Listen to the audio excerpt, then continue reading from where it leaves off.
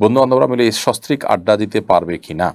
স্ত্রীরা যদি হিজাব পরে বসে তাহলে জায়েজ হবে কিনা? আজকাল এটার প্রচলন শুরু হয়েছে। অনেকে একে শরীয়ত সম্মত মনে করে। দয়া করে কোরআন সুন্নাহর আলোকে আপনার মতামত জানাবেন। বন্ধু-বান্ধবরা মিলে স্ত্রীকে সাথে নিয়ে আড্ডা দেন, স্ত্রী হিজাব পরে আসেন, এটা বেহায়াপনা এবং পর্দা খেলাফ কাজ। এটা পর্দার সাথে সঙ্গতিপূর্ণ কোনো কাজ নয়। কারণ আপনার স্ত্রী পরপুরুষের সামনে আসবেন, বসবেন, কথা বলবেন। এই যে কথা বলবেন, এই কথাটা নিশ্চয়ই একটু কোমল, একটু সুন্দরভাবে অন্যের সাথে কথা বলার চেষ্টা করবেন। এটাই পর্দার খেলাফ। আল্লাহর কোরআন কারিমে কিন্তু পরিষ্কারভাবে মেয়েদের কথা প্রসঙ্গে বলে দিয়েছেন যে তারা ফাহলা তাখদা'না বিল কওল, তারা কিন্তু কথাকে কোমল করে বলবে না পরপুরুষের সাথে যদি কথা বলতে হয়।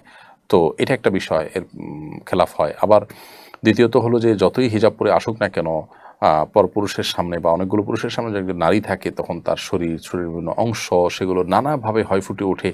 আর না হলে এভাবে যে মিশ্রণ, এটির ফলে আপনার নানাবিধ ফিতনার দুয়ার উন্মুক্ত করেন। নবী করিম সাল্লাল্লাহু আলাইহি সাল্লামের মজলিসে এমনকি নামাজেও যদি মহিলারা আসতেন তারা আলাদা দাঁড়াতেন, পুরুষদের সাথে মিশ্রিতভাবে দাঁড়াতেন না এবং পুরুষদের সাথে মিশ্রিত হয়ে নবী সাল্লাল্লাহু আলাইহি ওয়াসাল্লাম মজলিসে পর্যন্ত বসতেন না। নবী সাল্লাল্লাহু আলাইহি ওয়াসাল্লাম মজলিসে সাহাবীদের সাথে যদি বসা না যায় তাহলে বন্ধুদের সাথে বসার চিন্তা কোত্থেকে করা যেতে পারে?